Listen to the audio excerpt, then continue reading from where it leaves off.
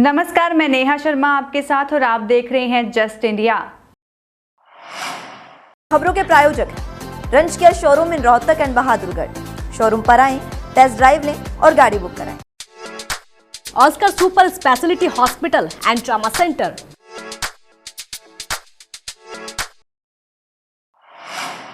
विधानसभा चुनाव को लेकर अब हर पार्टी मैदान में उतर चुकी है और प्रचार भी खूब जोरों शोरों से चल रहा है। अपनी पार्टी का प्रचार हो और दूसरों के लिए कुछ ना कहा जाए, ये तो हो ही नहीं सकता। ऐसा ही यमुनानगर में देखने को मिला, जहां जेजेपी के नेता अजय चौटाला कांग्रेस और भाजपा पर भड़ास निकालते हुए नजर आए।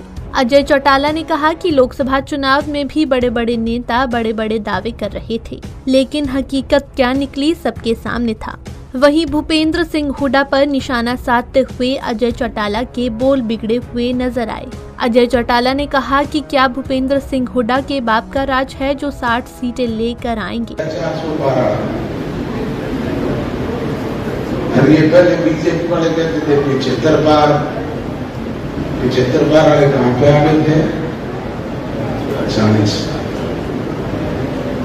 आज में भूपेंद्र हुड्डा की स्टेटमेंट बन रहा था, अखबार वालों से ये भी पूछ रहे थे मेरे से कि वो कह रहे हैं 60 सीटें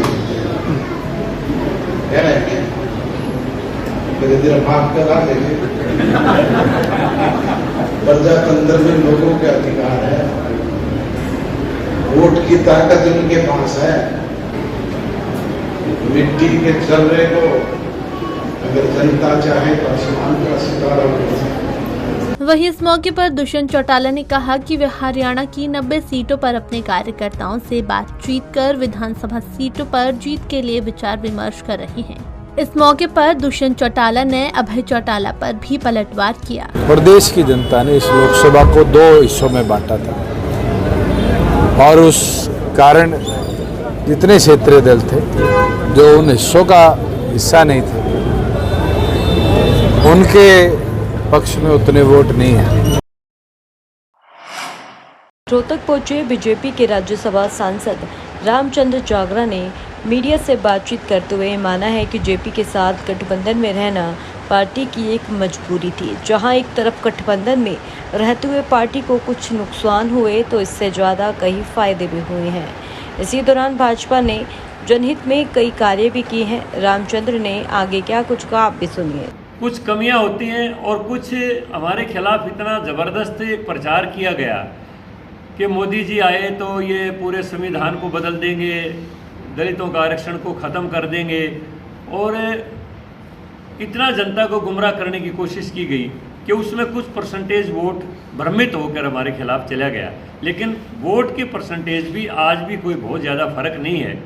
तो उस हिसाब से हम कह सकते हैं, जब अब आज कांग्रेस के दफ्तर के अंदर लोग खड़े खड़े उनको गालियाँ दे रहे हैं कि बताओ 8,500 रुपये महीना आपने कहा था कि खटाखट आपके खाते में आ जाएंगे, 1 लाख रुपया महीना हर महिला को मिल जाएगा। अब वो कूपन लिए खड़े हैं और कांग्रेस के लोगों को गाली दे रहे हैं, तो आने वाले चुनाव में वो उनको बख्शेंगे। तो ऐसे लोकतंत्र के अंदर जो तरीके नहीं अपनाने चाहिए वो तरीके कांग्रेस ने अपनाए।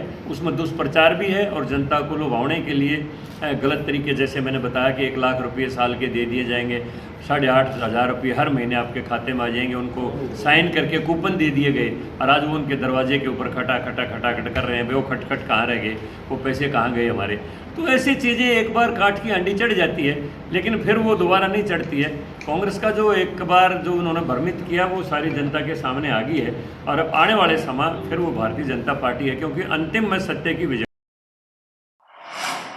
जिला पार्षदों को विधायक की तर्ज पर प्रति वर्ष अपने वार्ड में विकास कार्य करवाने के लिए 50 लाख रुपए का बजट दिया जाए और अब जिला पार्षद अपने वार्ड में अपने स्तर पर 1 रुपया भी खर्च नहीं कर सकता है।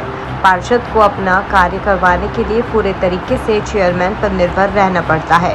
खुद का बजट न होने के कारण पार्षद अपने वार्ड में विकास कार्य नहीं करवा पा रहे हैं।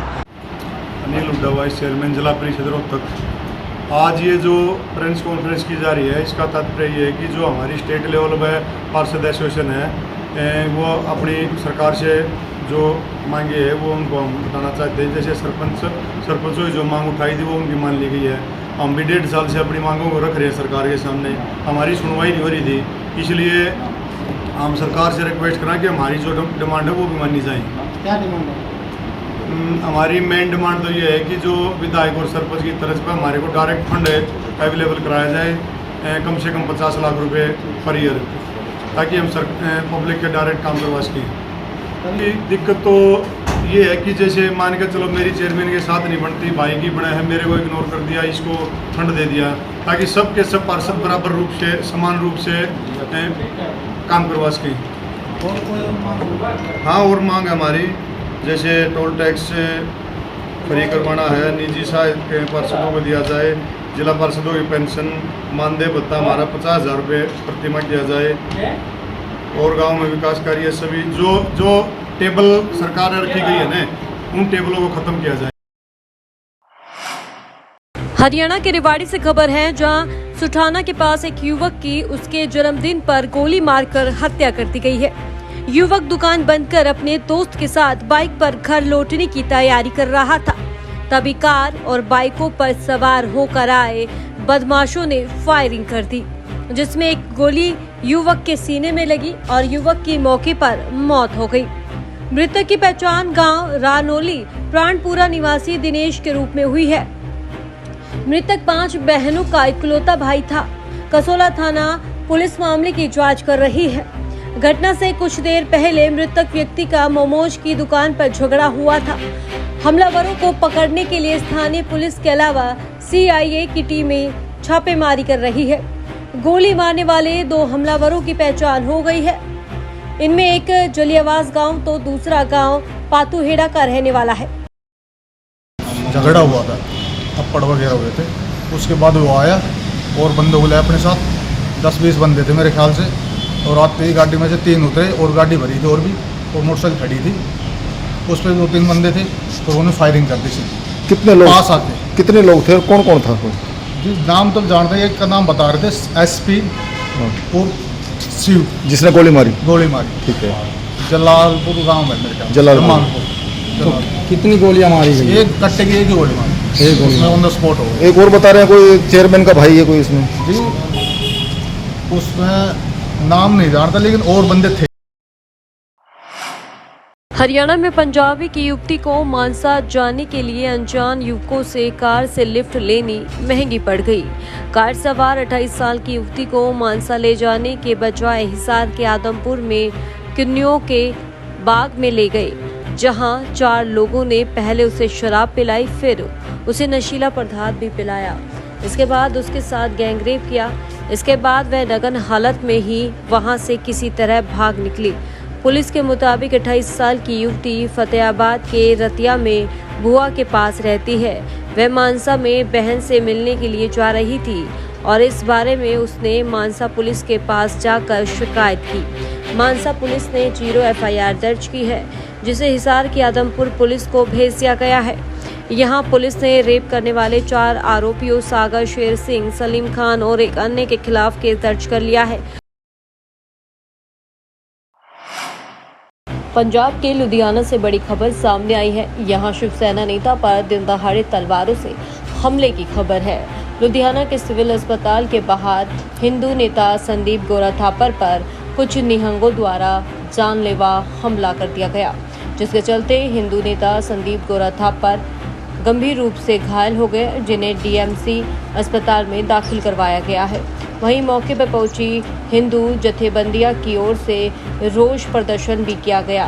तो वहीं पुलिस ने इस मामले में जांच की बात कही है। आपको बता दें कि गोरा थापर के पास एक सुरक्षा कर्मी भी है, जो इस हादसे दौरान अपनी भी जान बचाता हुआ नजर आया।